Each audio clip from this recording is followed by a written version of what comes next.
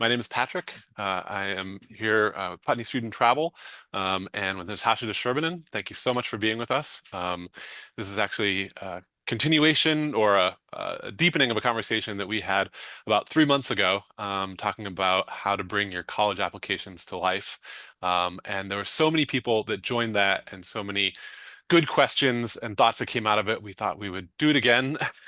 And this tonight is really to try and give the panorama of sort of how the college landscape has changed, what is mattering more and more in college admissions. Um, and uh, and Natasha is a real expert in this, and we're really glad to have her join us. She is also, not coincidentally, a former Putney student travel leader who led to our language learning program in Spain. But she has been working for over a decade in college admissions and counseling. And so, again, we're really lucky to have her here. The obvious, I think, connection between what we're about to talk about and Putney student travel is that, and I can speak from personal experience here, having led dozens of trips myself, and actually having written college references for dozens of my students and knowing what they go on to do, is that what we seek to provide in the summers is this fertile ground for self-knowledge, for growth, for transformation, for finding deep connection and finding community. And all those things, I think, are things that we all hope comes out of the best college search and out of the best college experience. And in a lot of cases, I do find that on the program like a Putney Student Travel Program, the uh, even though it's a short amount of time compared to your school year, that self-discovery and that growth can be vital to where you end up in your trajectory in the future, decisions that you make, people that you meet along the way. Um, so this is primarily going to be Natasha talking tonight. We do have a Q&A. You're welcome to put questions in there. If we can fit them in while we're talking to the various sort of points that Natasha will be going over, I will. If not, we'll save some of them to the end. But again, feel free to put those questions in there and we will try and get to them. This is also being recorded, so afterwards, we'll send you a link and you can re-go over it. With that, I will turn it over to Natasha. Thanks so much, Patrick. I'm so thrilled to be here. The first conversation we had back in the fall was really fun. So thrilled to have a follow-up conversation this evening. Thank you so much for joining us. As Patrick mentioned, my name's Natasha. I've been in the college admissions world for about 15 years now. I started as a school teacher, teaching Spanish to high school students, and really loved helping students figure out what they want to do after they graduate from high school. So I went on to get my degree in higher ed, my master's degree, and pursued school counseling in schools. Did some reading of applications on the other side of the table, and now own my own practice, NDS College Consulting. As Patrick mentioned, a highlight of my career that happened before all of that was leading with Putney Student Travel. And having worked with high school students for a long time and having worked in high schools, I can say that the 4 to 6 weeks or however length program they choose over the summer with Putney Student Travel is truly transformative. That even though it's a small window of time, I think I've seen and witnessed firsthand more growth during that time. Certainly the students that I had with me in Spain than an entire academic school year. And I do think that students get a better sense of what they're looking for after high school in whatever sense that might be, whether it is I want to study abroad if they're doing a language program, or this is what I want to major in. Um, any kind of development of independence, confidence in making decisions on their own, that sort of thing, that all happens as part of their programs when they travel with Putney Student Travel. So big shout out to the program. I'm excited to get into our conversation this evening. I'm going to share my screen. So we're going to start off talking a little bit about some of the trends that I've seen. In this past admission cycle. So we're really in the middle of the admission cycle. My students who applied early decision or early action have heard back from most of their schools at this point, but my regular decision students are still waiting to hear from their schools. So all of the data that I'm going to share this evening, just keep in mind it's mid-cycle. It's everything that we're getting from the early rounds, not from the regular decision rounds just yet. So some of it might be coming from last year's admission cycle as well, if it includes regular decision. As Patrick mentioned, I'm excited to have this be a conversation, so please feel free to chime in with questions as I go through, and we'll be sure to save some questions at the end. All right, so let's kick it off. So this is just going to give you an overview of the current admissions landscape. We'll start with acceptance rates. So while total college enrollment is dipping nationally, and you may have read some of this in the news, there's a lot about with demographic changes, less, some of the schools that have trouble filling seats, less or more selective, or not the most selective, less selective schools.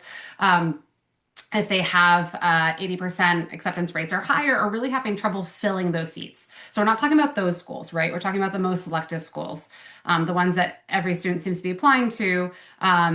They're at an all-time high in terms of applications that they're receiving.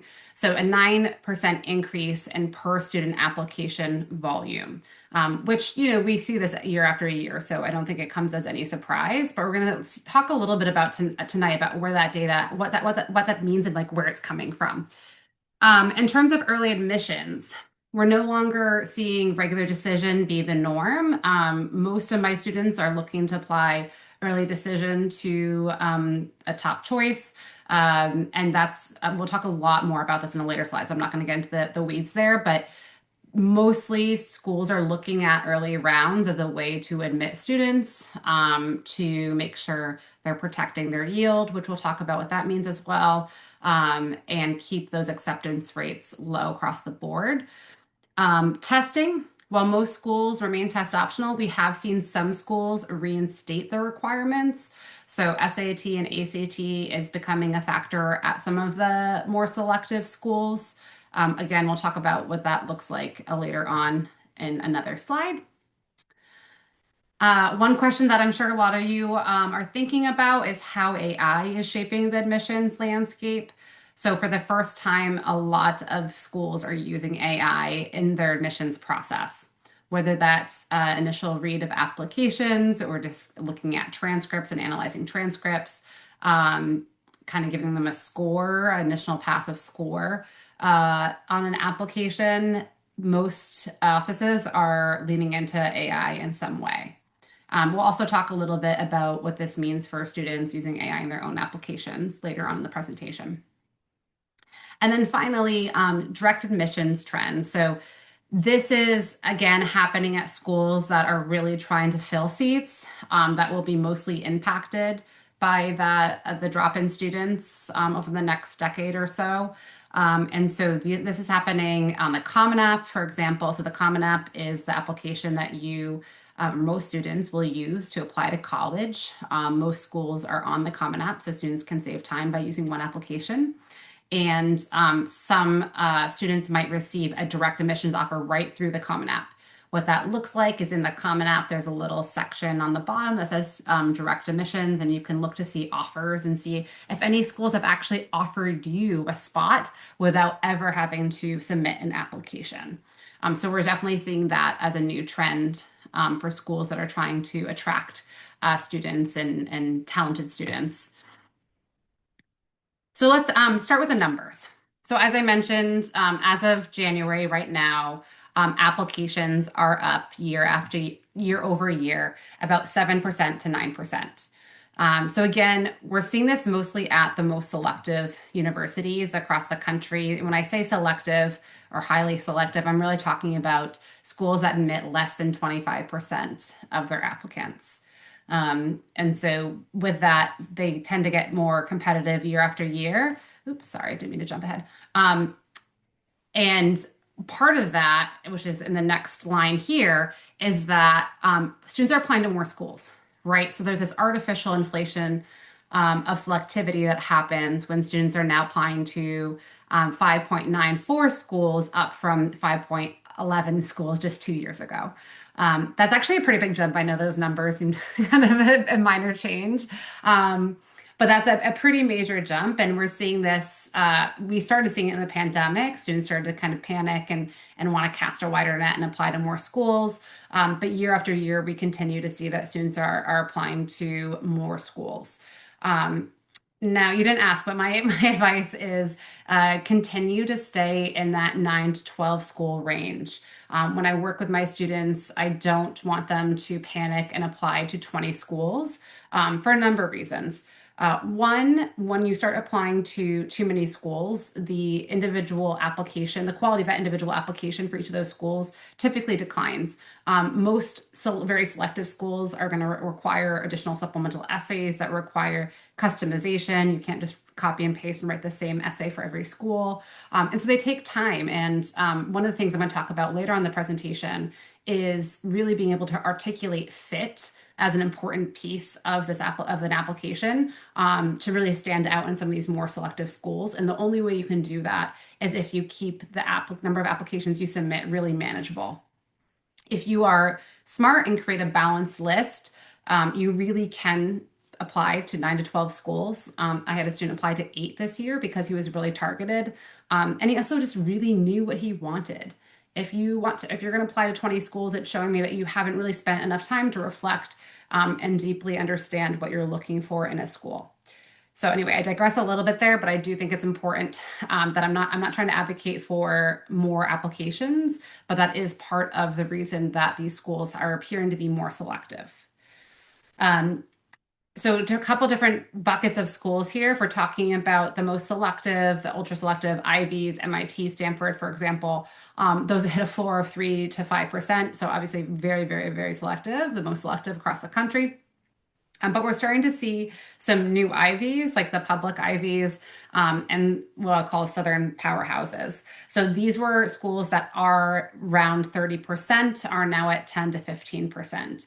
So when I think of some of the public Ivies, like that have gotten really popular and have acceptance rates that are declining pretty rapidly. Michigan always been popular. University of Georgia, University of South Carolina. Those schools are not at 10 to 15% yet, but as you see from my next note, there's been a massive spike in Southern school applications. Schools like Clemson. I work primarily with students in the Northeast, but I do work with students all across the country. And I've seen a lot of my students, particularly in the Northeast, wanting to go to Clemson recently. So that school I can attest just anecdotally has become very popular. Auburn, Ole Miss, these are all seeing 20% or more increases from out-of-state applications from both the Northeast and West Coast. So it's not just the ultra selective schools that are really seeing these acceptance rates drop. So here we have just a little bit of the breakdown of the different types of schools. So I mentioned obviously the ultra selective, and then you have kind of the emerging selective schools. So UVA, Emory, these are just a couple that are in that 10 to 15% bucket. And then Georgia Tech, UT Austin, UNC, UCLA, those are the 12 to 18% for out-of-state applicants, right? Because those are public schools. So in-state and out-of-state have different acceptance rates, and it's important to look at those too, because that can vary drastically in some cases. Okay, so many of selective schools are now looking to early admissions. They always did to a certain extent, but we're seeing this become more and more of a strategy as students are applying to more schools. The colleges are now panicking and not having a better sense of like which students are actually going to enroll here. And so one thing that is really important to colleges is their yield. They're looking at the number of students who accept an offer. So if they admit you, they want to know that you are going to attend their school. It helps with their ranking, US News and World Report ranking, which I don't read into, and we can have a whole other presentation someday on that, but it is important to schools for a number of reasons. And so they want to show that they have a high yield. And to do that, they can accept students through binding practices like early decision. And even early action will give them a better sense earlier on of how to kind of manage their enrollment. They're really having a hard time predicting how many students will enroll. So with this unpredictability of enrollment, they are now looking at early action or early decision policies. Some schools are now filling about 50 to 70% of their class through early rounds. And it's gone to the point where there's some schools where, if a student's applying I'll tell them only apply early action if you're serious about the school. Don't even bother the regular decision because it's not worth it. Tulane is one that comes to my mind. If a student is interested in Tulane, their regular decision drops down to like 1%. They really primarily use early action and early decision. So it's important to look at schools and their acceptance rates for early decision and early action separate from their regular decision rates when making a decision about where you're applying and using that as part of the strategy. Of course, sorry, just to back up 1 second, I realize I'm not covering all the language here, but so early decision and early action are two different admissions policies that you can, or cycles that you can apply to, typically November 1st, November 15th, around there.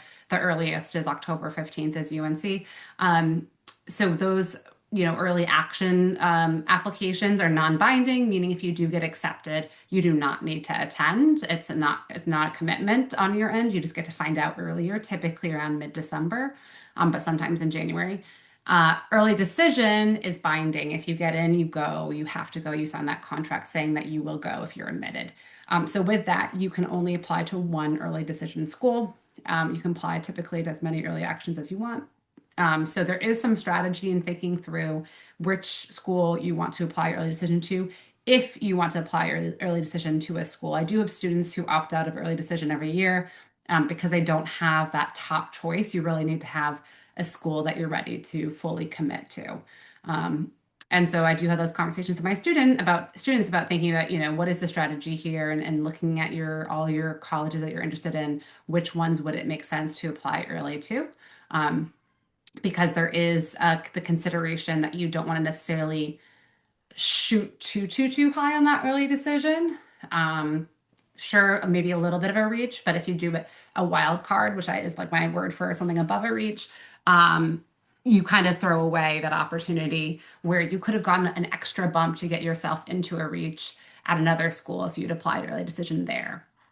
So a lot more to think through there, but just keep an eye on the separate acceptance rates for early decision and early action versus regular decision when making those decisions about which round to apply to.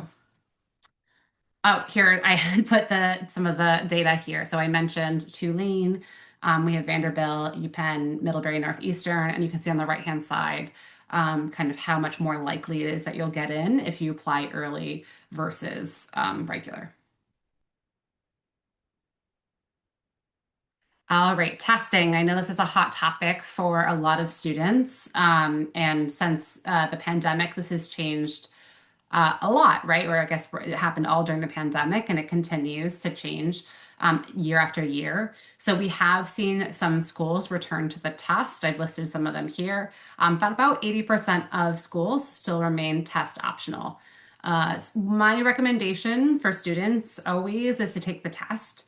Plan to take it one to up to 3 times. 3 is really my max number of times as a recommendation. But if you do your best and you're happy with your number, then I typically recommend that students submit that score, if it's in the 50th percentile or higher for admitted students. That's kind of just a general rule. There's some nuance there that I think is important to think about for individual schools. But that's my general guidance. I was talking to Patrick about this before you all joined, because often colleges, or for 5 years since the pandemic, 6 years now, colleges have said we don't have a preference. Submit the test or don't submit the test. We really don't have a preference. But there are some schools that are showing slight preferences for the test. And one of those is Boston College. About twice as many applicants who have been have been accepted, submitted the test. And so it's important to look at that data to see which schools are on your list that might actually have a little bit of a preference for that test. But my advice again, everything remain the course. Like, you should still take the test, and then you can make that decision depending on where you are, what your score is, and where you're applying. And then, of course, there are a few select schools that remain test-free, including the University of California system, which means that they will actually even look at the test. You can't submit the test to those schools.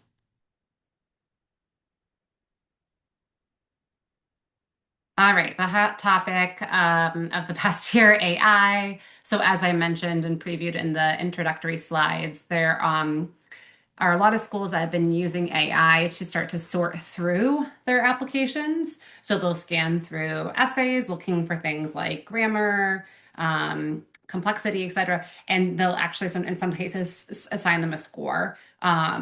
But often these are still being read by real humans. I don't know any admissions office that is just using AI to make decisions completely. I hope we never get to that day, but who knows what the future holds.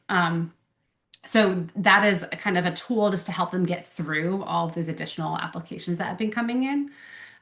We also have been seeing more video introductions, things like if you've heard of Glimpse, or these are like taped interviews that you would, as a student, do. So you're not necessarily interviewing with a human, but you might, it's like a live recorded video. So they might ask you a question and then you would respond and then it would be submitted.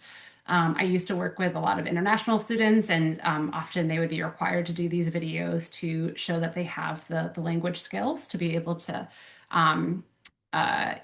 work in a school in the U.S. or attend a school in the U.S.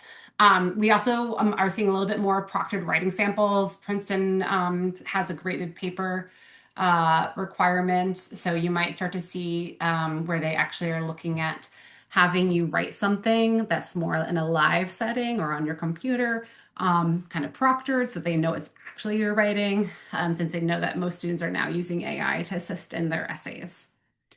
And then again, this is just another example of an office using AI in their process. Georgia Tech is using it to analyze transcripts and then process transfer credits. Also analyzing course rigor. Not all of this I don't think is bad, but I do think that it's important that admissions counselors are still having eyes on all of students' applications, and that is happening as far as I know in all offices. Um, in terms of what colleges are saying about AI and the application process for students, they're saying that it's okay to use AI to brainstorm ideas if you're looking at different prompts and you want to run it by your thinking, your logic, your ideas by AI. That's okay. Things like Grammarly if you're using it for spelling or for clarity. And then, of course, things like researching, gathering data on campus culture or major specifics. I really like using it with students that are comfortable using AI with college research because I think it can help minimize the time for that. I also like that it pulls sometimes student perspectives from things like Reddit, things that you wouldn't get from a college's marketing site. So that can be a good use of it. Also, career exploration, major exploration. Sometimes I'll use that with my students as well. What is prohibited? So obviously, copying and pasting AI generated text, asking AI to rewrite this in my voice, or using AI to translate an essay from another language. I hope that's obvious, but I don't think this will be a surprise to anyone on this call, but it's still very obvious. I don't think AI is good enough yet to write just like a human. I can tell when it's a teenager's voice and when it is AI's voice. I've been reading college essays for a very long time, and anyone in an admissions office has also been reading college essays for a really long time, so they know what a high schooler sounds like. And I have found that the more interesting, more genuine essays that are a little bit more rough around the edges that aren't super polished are the ones that are really standing out in this cycle because it's very obvious that students did not use AI when it is so purely in their voice. And it doesn't sound like they've, tried to up their vocabulary in any way. And it's just truly authentic. That is really, I think, standing out in the process because it's almost an expectation now that students are using AI in some capacity. Natasha, Yeah. just one quick question, clarification. So, are you saying with this that schools or the Common App are providing that guidance in the way that you just did, that this is prohibited for essay writing? Is that? Correct. Yeah. So Okay. colleges have come out and said, and in some cases, they actually have you sign something when you submit your application at individual schools. Some schools even like have an honor code Hmm. that they'll make you sign off on when you submit through the Common App. But I mean, since I've been doing this work, the Common App has always had something that says this is you sign when you submit your every individual application, you sign something saying this is my own work. That's always existed. Um, and so that still exists, but colleges are now building up on that and being a little bit more explicit. Not every college has done this yet, but in this cycle, we did see some schools start to be a little bit more explicit of having students sign off and saying, this is, my own work was not written by AI. But colleges are acknowledging that they're not naive. They know that students are using AI in some capacities, and they're not saying all AI is bad. Here are the Hmm. ways that you might be able to do it. Got it. Now, I imagine most colleges have some kind of statement on this on their website. So if you're curious and reading about specific colleges' takes on this, definitely take a look at that. Um, but yes, that is the general guidance and like the admissions landscape that I've seen. Great. Thank you. Yeah. Okay, so a little bit more on that. Well, this is actually kind of just what I got into, right? So if colleges detect AI generated content, right? So a lot of them are using advanced screening tools. 64% have said they are using some kind of tool to scan for AI generated content. It's then treated as application fraud. It's just not worth the risk, right? Your application will just be tossed. Some schools like Duke and Yale have explicitly said they are no longer scoring writing ability. So Duke, for example, would read an essay, write the college essay, the Common App essay, and assign it different scores depending on things like, the craft of it, how well written it was, how much the student was able to express about themselves. And now they're saying, no, we don't care about how well written it was because we're just going to assume that every essay we see is going to be well written at this point, right? Like that's like almost like the basement. Now you have to go above and beyond that and making sure that you have insight and voice, which you always should have. But now, again, it's like assumed that you're just writing well, and you need to add in that personality to your essay.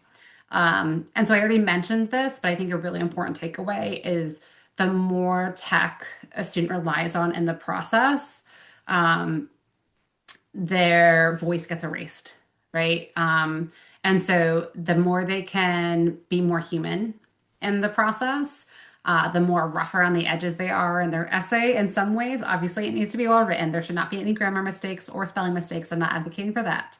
But I do think that when students are more vulnerable and more genuine in their essays, it really comes through in a way that it's obvious that AI could not have generated that kind of content. Okay, so that was a bit about the trends that we've seen. And so now I'm going to shift towards what matters in the application process. A lot of this has always mattered. But again, given all the changes that we've seen in the past couple of years, this stuff matters even more now. So when it comes to extracurriculars and experiences, the advice used to be that students were looking for student or admissions counselors were looking for students who are well-rounded. That is no longer the case. They want to see what we call spiky students.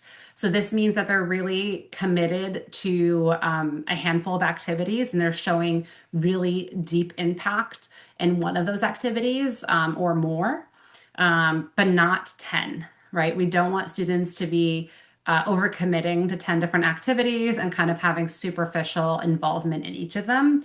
It's much more interesting for a student for a student to have one or two or three commitments, and then really showing over the years how they've grown in leadership or how they've grown their impact in those activities. Below, it's not about the title. That doesn't matter at all. But what's the impact, right? Can you speak to, did you get more participants to join the club? Were you able to raise a certain amount of money? Did you code an app that solved a local problem? Something that really connects with your interest, your passions, potentially your college major. That's not necessary, but when you are able to make that connection, that can also be powerful. Okay, now I have a special focus on summer travel since I am presenting with Putney tonight. And so, this is a question, it was kind of the focus of our first presentation back in the fall. So, if some of you were on that, you heard a little bit about this. Um, but how do you position your summer travel experience in your college application, knowing how transformative it is or can be, but not wanting to come off, just like a cliche with some of the things that you can say typically for summer travel. So typically, it can be positioned through the lens of global citizenship and really showing cultural competency. I think there's a lot that can be shown through these trips, whether it's the maturity and independence that that you are able to develop, stepping outside your comfort zone, discovering, as I mentioned earlier, new majors, new passions, new interests, etc. That can be really great to share in your college application. Um, I do think it's really powerful. It doesn't have to connect to your major, but if you do have an interest, I think that can be really powerful. Particularly because students often don't have an opportunity during their typical day-to-day academic year to explore career interest. Putney has some really incredible programs that do allow you to do that. And so, for example, a student interested in environmental science can take the look at the course that's in Baja, Mexico, on marine science and conservation, or a Spanish student, someone who's thinking about majoring in Spanish, can do a language immersion program in Spain. Those are just a few examples, but it doesn't have to be that obvious and black and white. It can be exploring a different country led you to realize that you were interested in government and politics because you saw their government was really set up differently, and that inspired you to look into how things could change in the US or whatever it is, right? Another thing to be wary of, which I already mentioned, is kind of the service versus tourism. High impact travel really focuses on reciprocity, so not just what you learned from a community, but what did you, sorry, not just what you did, what you did to the community, right? Like I went and I built a bunch of bunk beds in Costa Rica, right? What did you learn from that community? What did you gain? Just the example I just shared about learning something about their government or learning something about their culture that really maybe challenged the way you thought about things before going to that country. So there's a way to make it so it doesn't come off as cliche. I think that if you missed our first webinar, which goes into a little bit more depth on this, I believe it's on the Putney YouTube channel. So, and Patrick can maybe confirm that in the chat. But you guys can check that out. I'm happy to answer any more questions about that as well. That leads me nicely to the next slide, which is on essays. So I also mentioned a little bit about this earlier on, but this is really an opportunity in the application process to stand out. As admissions has gotten really selective, it's even more important that these essays are authentic or genuine or vulnerable. Really give the admissions counselor an opportunity to get to know the student beyond their transcript, beyond their resume, beyond that list of activities. So it should show reflection and growth and character, personality, certainly. It's the connective tissue, connecting all the dots from everything that you've done. So you're not just like this list, right, of activities, but you can really show why you've made the decisions you have throughout high school and how you've grown as a result of that.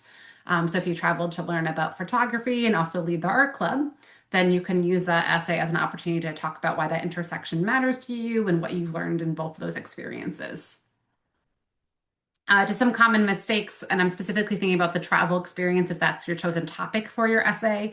I know for a lot of students, their Putney experience was so transformative that they want to talk about it in their essay. It's like the most transformative experience, the most important experience they had in high school. But sometimes they worry about, stepping into those cliches. So just some common mistakes to flag, not just listing what you saw, really focusing on one small moment. Or a specific conversation that really changed how you think, and bringing in that imagery, the smells, the sights, the sounds to really bring it alive. Avoiding generic language, like I learned so much about the world, and talking about the smell of the local market or the frustration of a language barrier. These specific examples really bring that experience to life for an admissions counselor, help them get inside your head and understand how you think about the world, how you think about the experiences that you had throughout high school as well.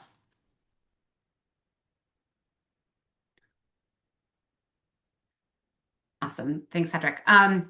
Okay, so letters of recommendation. So most colleges will accept three letters of recommendation, two from your teachers and a third from a school counselor. The teachers' recommendations are really providing validation.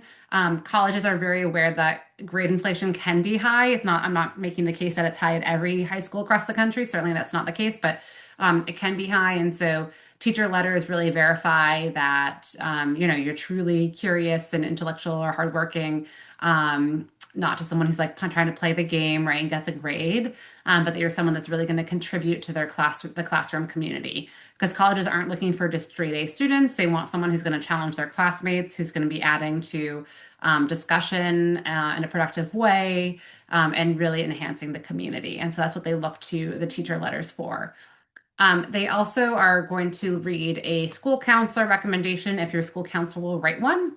Um, some school counselors have really high caseloads and are unable to write a counselor letter, and in that case, you would never be penalized for not having a counselor letter. If your counselor is able to write the letter, it will kind of provide more context, more background. If you have any challenges that you faced, it will provide more of a paint some color of like the leader that you might be in your community, anything that is outside the classroom, your character that can come to life in the counselor letter. For all three letters, I recommend providing a brag sheet. Sometimes schools will actually provide something like this for their teachers, or sorry, excuse me, for their students to give to their teachers and their counselors.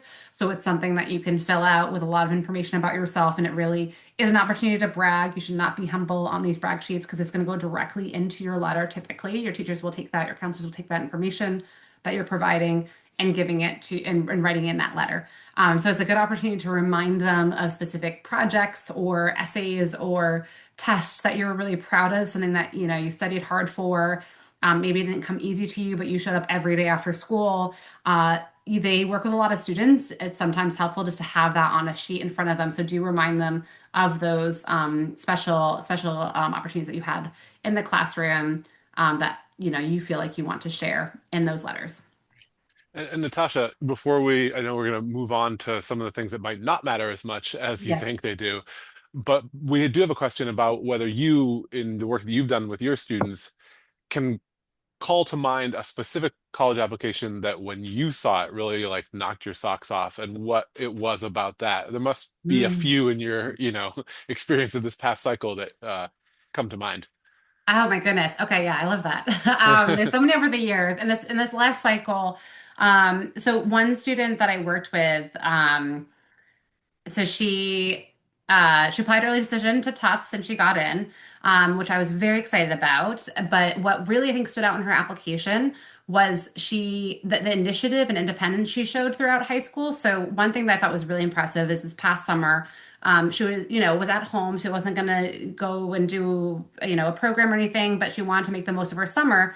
And so she ended up putting together a theater camp for students that couldn't afford camp, and she did it all on her own. So she found the space. She went out and found the students, right? Students from a neighboring community that maybe didn't have the funds to do this. She raised some money for it. She put together the curriculum. She led this theater experience for kids. And, it wasn't something that was flashy, I guess, in the sense of, spending thousands of dollars to do something, but it was really meaningful, and the initiative that she showed and the maturity that she showed to do all of it and put together all the pieces. She ended up like connecting with a ton of different people in the community. Those independent projects, I think, can be really impressive, and it also pulled together her whole application nicely because throughout her application, theater was obviously one of her major, extracurricular activities throughout high school. So she had spent a lot of time in theater. But she also had recently joined a community service board locally and had been doing a lot of community outreach. So she kind of pulled it all together nicely. And that provided a really seamless topic for her college essay because it showed she was able to, in the way that I was talking about connecting the dots, she was able to connect the dots of all these things that she did. So it wasn't just like this random list of activities that she did. She had real intention with what she did throughout high school. And so I think, and I don't want to freak out ninth and 10th graders with that because ninth and 10th graders, you should be exploring. You should have no idea yet what you want to do. It takes plenty of time to try different things. Colleges expect that. In fact, MIT won't even look at your activities in ninth grade. They don't provide a space for it on the application. They just want to know, beyond that, because ninth grade should be a year of exploration, and so should 10th. It's really further on that you want to start to develop that more focus. I feel like I could talk for 15 minutes about other applications, so I don't want to go down that rabbit hole too much. I have a Um, question actually, Natasha, that yeah, comes from me, but what you were saying made me think of it. yeah. How much do you see failure figuring into your students' either essays or narratives? Like, is that something that, failure, productive failure, let's say? Yeah, no, actually, it's funny you bring that up because this, not to go back to the student, but the first time she did it, this theater camp, it flopped. Mm. She didn't get any signups. Mhm. She couldn't find anyone to do it. She put together everything, and then it was like crickets. Like kids didn't want to do it. Mm. And she wrote about that in her essay. She was very honest about the fact that like she worked really hard on something and it didn't work at all. Mm. And then she went back at it. She didn't give up. She tried a different approach. She reached out to other people and tried to make more connections in the community and get it through word of mouth that way. And so um, I don't think students are ready always to write about failure in their essays because they worry that admitting that they failed won't look impressive to colleges. But that's the human piece I'm talking about when I talk about being vulnerable. That's really the goal. I'm glad you brought that up because I think that's an opportunity to show your strength and character in a way that you might not be able to if you didn't bring up the failure to begin with. Great. Thanks. Yeah. Cool. Okay, so we'll just we have a couple more slides and then I do want to spend a lot of time on questions because I think that's where the gold is sometimes. Okay, so not as important as you think. I already talked about how I don't really buy into the US News and World Report rankings, but chasing a top 10 school because of its name often leads to poor fit. Chasing any ranking, rank school is not going to be the best way to find a school that's great for you or for your student. So, trying as best as you can to avoid that in your search. If you must look at rankings in any way, try to look at rankings for major or, looking into programs that are strong in a major that your student or you are interested in because that I think is a better way of having a good fit versus just like the school itself. Um, in terms of your resume, I already mentioned this, but you don't need 1,000 volunteer hours or national award. You don't need these flashy activities. Colleges really prefer students who have lived a life, which means, maybe they had a part-time job or were caring for siblings. Students who are high schoolers, right? That doesn't mean they sit on the couch and play video games, but they've shown maturity, independence, growth throughout high school in some way. And then a perfect transcript. So a single week semester or a random C rarely sinks an application. I will say, for our ultra selective schools, so if you are applying to an Ivy, the fact is I do want to see LAs like it is true, but I have seen students with Bs get into those schools sometimes using the additional information section that's provided in your Common App to briefly explain the context and then just move on from it. Don't make excuses. It is human, right? We just talked about this, to fail. And there are sometimes really great reasons why you may have not gotten a strong grade. I always tell students if you had a class where you really worked hard, but you did not get necessarily a strong grade, that can sometimes be the best recommendation letter writer for you. A teacher who can really attest to the fact that, like, yeah, like Johnny got a B minus in my class, but he came to every single study session after school for weeks, like he really, really, really tried. Just biology wasn't his strongest class, right? And colleges will see that and understand that you're a student who still is not going to give up if something gets hard. Yeah, Patrick. Yeah, just a question, which I think is a very good one. A lot of the people I that are watching this are probably students or parents who are in their junior year, and some of them might not have any idea what they want to major in, and that might not change between now and when you're really starting your applications your senior year. I remember when I was, applying to college, most of my, or in college, I went to Georgetown, most of my friends didn't declare their major until their sophomore year of college. What do Mhm. you do if how do you focus your application if you don't have this? I know exactly what I want to do. I want to be an engineer. Yeah. What's the way to do Yeah. that?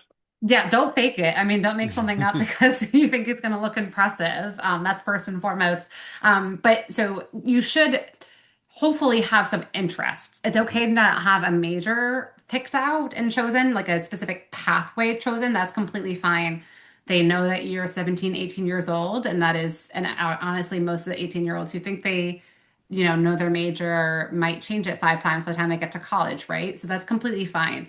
But I would recommend providing some kind of focus on interests in your application because if you apply and you say, well, I'm undecided, I just want to try everything, right? It doesn't really give colleges a good sense of who you're going to be when you get to their campus. So they're going to say, well, this student sounds like they like everything, but I mean, can that really be true? Like, what has at least sparked their curiosity over the years?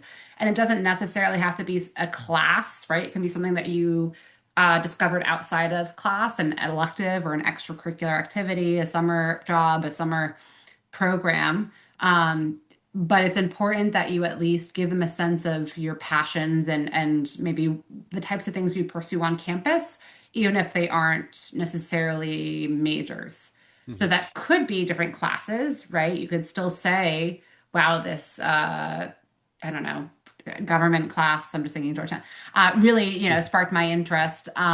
Or because I volunteered for a campaign, a local campaign when I was in high school. Or it could be, something that's more club based. Like if there's like different clubs that interest you, student organizations that interest you on campus, photography club, or maybe it is a volunteer community service club. You get the idea. But the Mhm. idea is like you have to at least give them something. Mhm. Because if you're undecided and you also don't show any interest in anything, they're just going to be a little bit confused about who you are and Mhm. where you're going to their college to begin with. Yep. Great. And then I have one more question, and then maybe Mhm. we can wrap up because I know you have a few wrap up things, and then we can open Yeah. up to even more questions. This is about most college applications have an overcoming barriers or overcoming hardships question that you need to answer. And do you have any recommendations for students who specifically haven't faced economic or financial barriers? Like how would you get them to brainstorm and write a compelling essay about hardships and barriers? Yeah, absolutely. So totally fine, right? That's not the case for every student, and colleges don't expect that at all. So typically, this is open-ended. There is one section in the Common App that allows you to talk about hardships, but then colleges might have a supplemental essay that asks you to describe a challenge that you've overcome. And so that can be something as it could be a class, it could be an extracurricular activity, it could be the example I shared with my student who uh, failed, right? And tried something with an activity and absolutely failed. I've had other students who've like tried to start clubs at their school. Like I have a student who's trying to start a debate club at their school right now, and is failing. I laugh because she's like trying so hard and she's learning a lot from it. And uh, I'm laughing because it's been such a positive experience for her to fail in this way. Like she's learned a lot about herself and what she's capable of and her persistence. So that's a challenge that she could talk about as well, right? For a student who's painfully shy, maybe they push themselves outside their comfort zone and joined a public speaking class or, ran for class president. I'm kind of talking in the extremes here, but hopefully you get the sense that it never has to be, it doesn't have to be financial to be a challenge. It can be something more day to day for that Well, particular actually, our student. previous conversation involved a student who was on one of our programs, the Barcelona Sports Management program, and her hardship was that for that program that year, the first year of the program, she was the only girl in 24 students, and she talked very eloquently about how hard that was. So I Yeah, mean, it can be something like that. It wasn't an economic hardship for her to come in the program, but it was definitely challenging for her to be the only girl. So absolutely. yeah, Yeah, absolutely. It's a great great. example. Great. Well then, yeah, I'll let you move on, and then we'll have a little bit more time for questions at the end. Awesome. Great. I'll fly through these because I know we're running out of time. So these are just wrap up kind of key takeaways. So when thinking about particularly this next application cycle, but I would say this advice is kind of evergreen. Things to prioritize. So rigor. With grade inflation, as I mentioned earlier, schools are really looking for higher rigor. So this would be like AP, IB classes if available. Now, one thing to really to make sure is very clear if your school doesn't offer a lot of APs or IB, that's fine. This is all within context of your high school. Your colleges will get your what they call a school profile, which will show all the different classes that are available at your school. They want to see that you are challenging yourself as much as possible within what's available to you at your school. So ensure that that course load really matches the expectations of your reach schools. Standardized testing. Look at your required. So I recommend having a rough college list by the end of 11th grade. Doesn't have to be set in stone at the end of 11th grade. But going into senior year, there should be very few changes at that point. So by the 11th grade, have that preliminary, pretty much ready to go list, and look to see which schools are going to be requiring or having it optional, the test optional for you for that following year. I recommend taking a diagnosis SAT or ACT by fall of the junior year, so then you can plan at least two test dates to capitalize on super scoring. I will mention there are a few because Patrick mentioned he went to Georgetown. There are a few schools that actually require you to submit all of your scores, and Georgetown is one of them. So this is why you don't want to recklessly just take the SAT or ACT like 12 times. It also just never ends up like helping you that much to take it that many times. But for schools that will super score, that means they're taking the highest score from each section over your test. So if you got a higher score in math the second time you took the ACT, sorry, the SAT, and you know your English score was more solid from the first test, you can combine those and create a super score. That's only at certain schools, but definitely something to look into. And then building your early advantage list. So looking at which schools you might want to apply early decision one. We didn't even talk about early decision two, but that is becoming a much more common option at schools. A lot of schools have started to add a second early decision round, typically due at the same time or around the same time as regular decision applications. And then you find out in February, mid-February. So that is another opportunity to apply early. And you've already heard from your early decision one school, so you can then apply early decision two, and then early action opportunities. So looking at again, separating out that regular decision acceptance rate and the early decision, early action acceptance rate, so you can really strategize on which schools to apply to when. It does mean you have to have your testing done. So this is a good reason to have your testing done early in your senior year and that your grades are solid because sometimes I will have students consider waiting to apply regular decision if they feel like they need a little bit more time, one more semester to get that GPA a little bit higher, or if they need more time to finish their tests. Or if they need more time to finish their applications, but hopefully their applications aren't going to be rushed because they worked on them all summer and they're ready to go by the time senior year rolls around. And then the human factor for AI. So again, I really want to emphasize the importance of being authentic, genuine, using that high school student voice, focusing on depth of activities over breadth. Again, using that word spiky to really focus on a few things versus trying to look great at everything. And then I mentioned this at the very beginning of the presentation, but finalizing your why this school narrative. So as schools are getting more and more and more competitive, and this will go back to the question Patrick asked earlier about the applications that stood out. When I see students have success at a really selective school, it's because they've nailed the fit. So they have found a school that is so obviously perfect for them and they've articulated it very clearly in their application. I think that is really key at these really selective schools. And so getting to know that school really, really well, and then proving to them why you fit into that campus and what you're going to bring to it. And so that does take time to research the school, get to know it well, and then make that case. And then proving demonstrated interest. So this is showing schools that you are interested by doing things like visiting campus either in person or virtually. If you can't do an in-person visit, totally fine. Um, Following them on social media, opening up emails. These are things that they track. Not every school does, but if you've heard of demonstrated interest, you know that some schools will track how much you demonstrate interest so that they can gauge whether you're going to accept their offer of admittance if you are given that letter, and they want to have a good sense of that, again, to protect their yield. So I'm sorry, I'm speaking really fast. I just wanted to make sure I got that all out. And now I'm happy to answer any questions. I also can stay over if needed to ask or answer any more questions that might come up.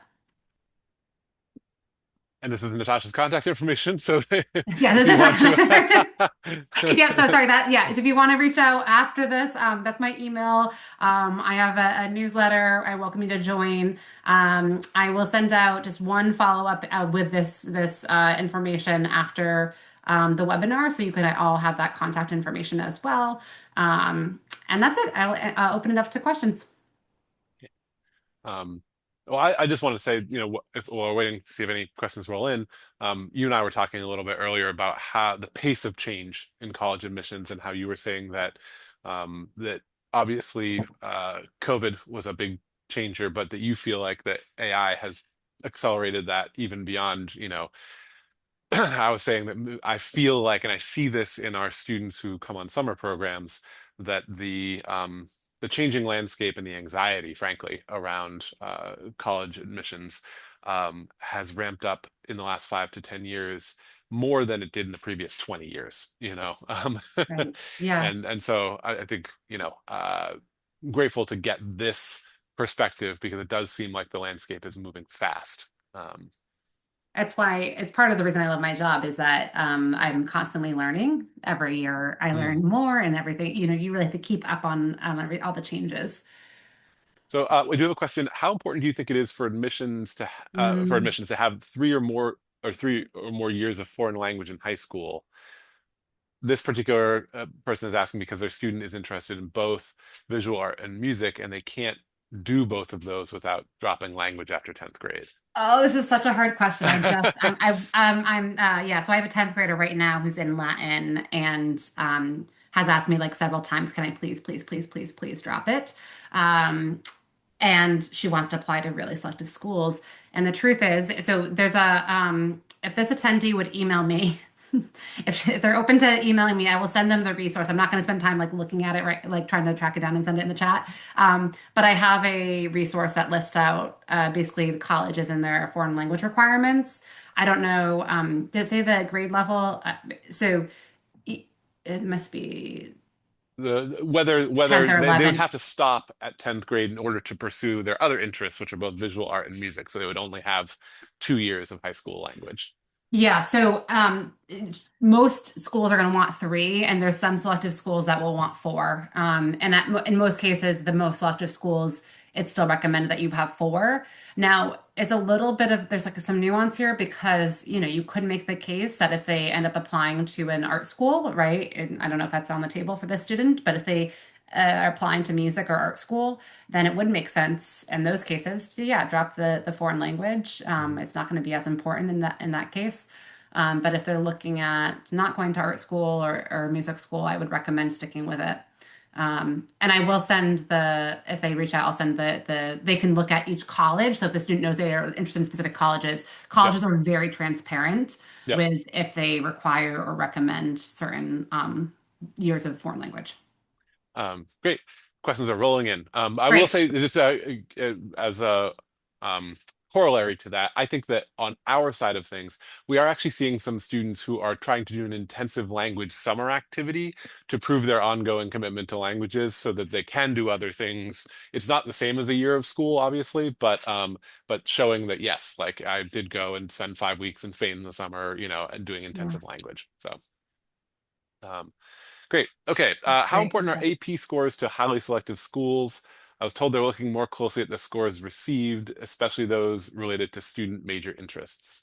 So, Yeah, so I would say submitting a 4 or 5. My general guidance is if you get a 4 or 5, that's great. Submit it. It's not going to hold as much weight as SAT or ACT scores these days, but I think that in general, with as I mentioned, grade inflation and AI, schools are looking for as many kind of ways of validating a student's performance as possible.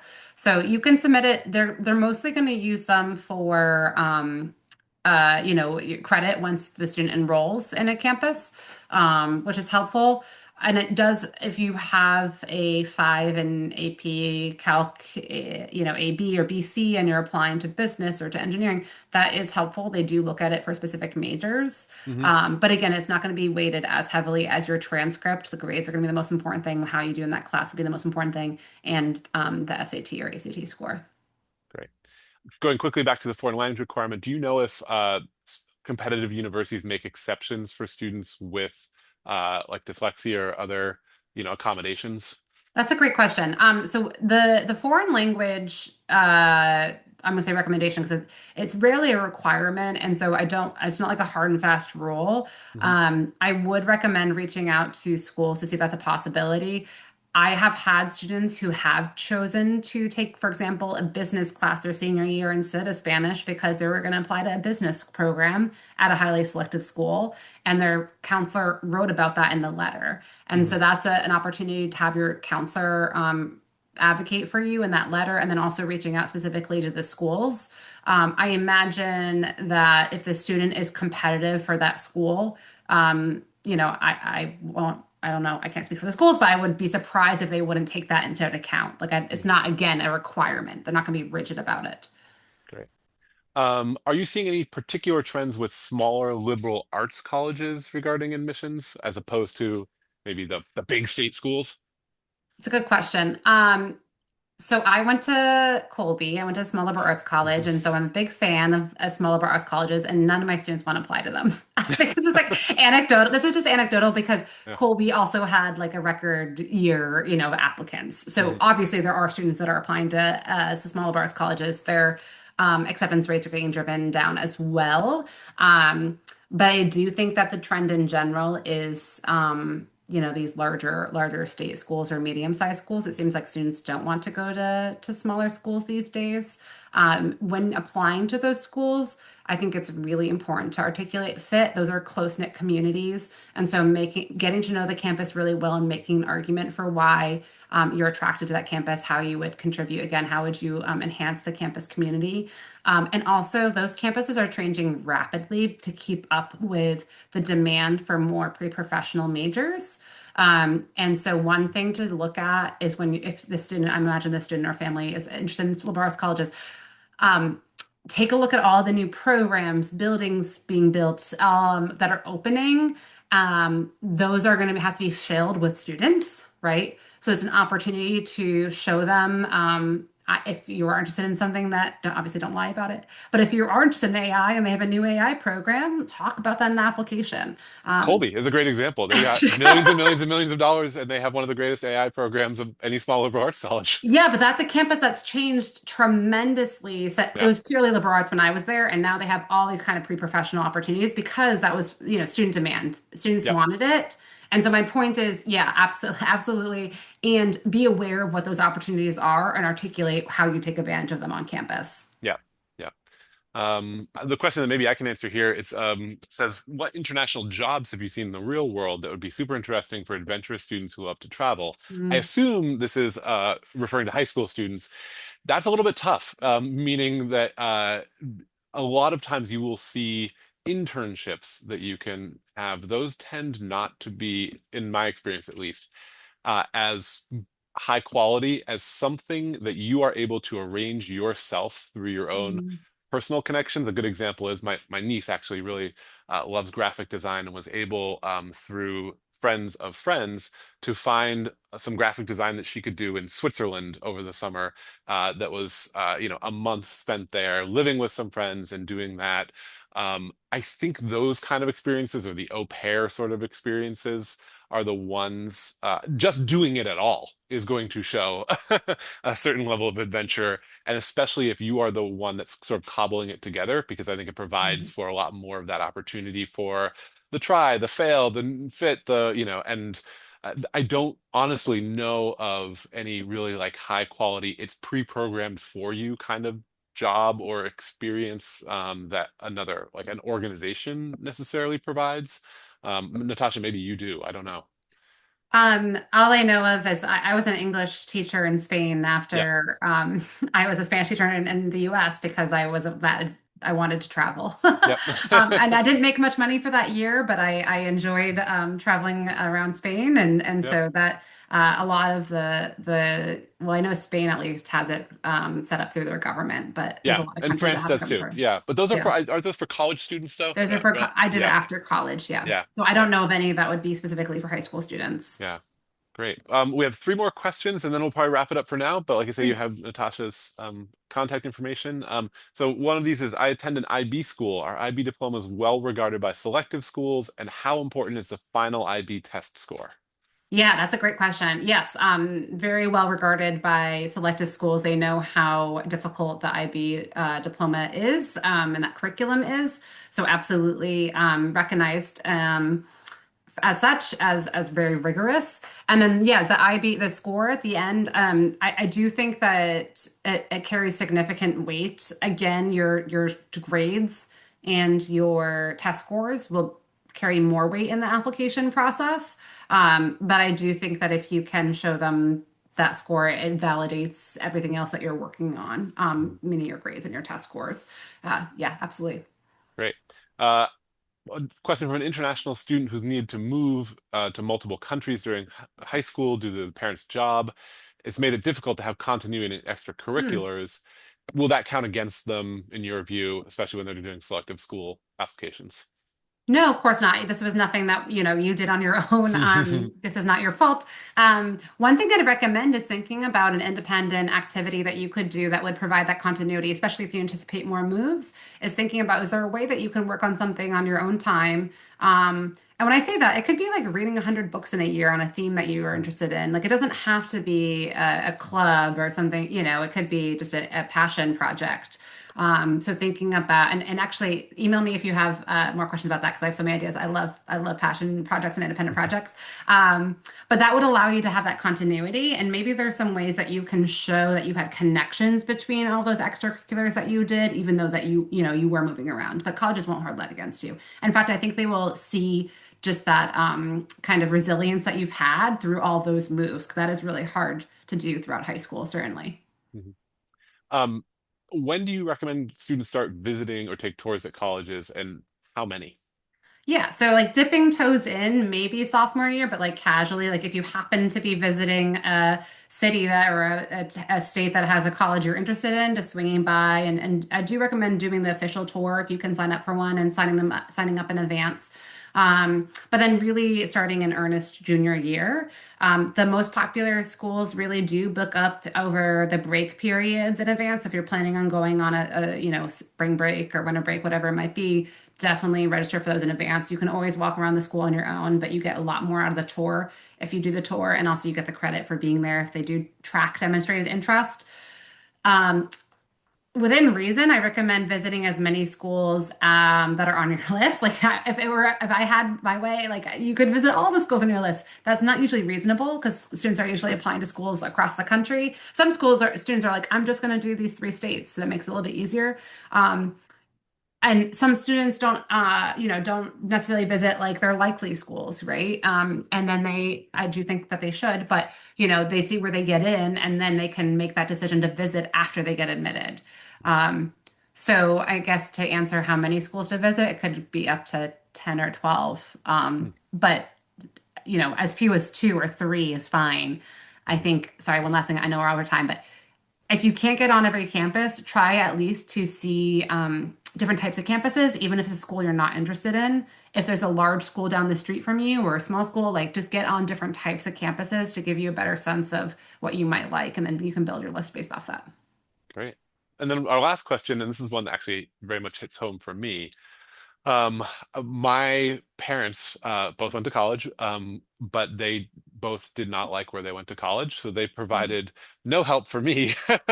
And also, I was the first of my generation, so my parents were both their oldest siblings in their family. I was the first kid, so I didn't have anyone in my generation that was looking that had looked or anything like that. So the question is there like a single most helpful tip you have helping students who just have this panoply of options in front of them to hone in and to start making that very first cut when there are so many options? Like what is a tool or a process that could have been helpful to me?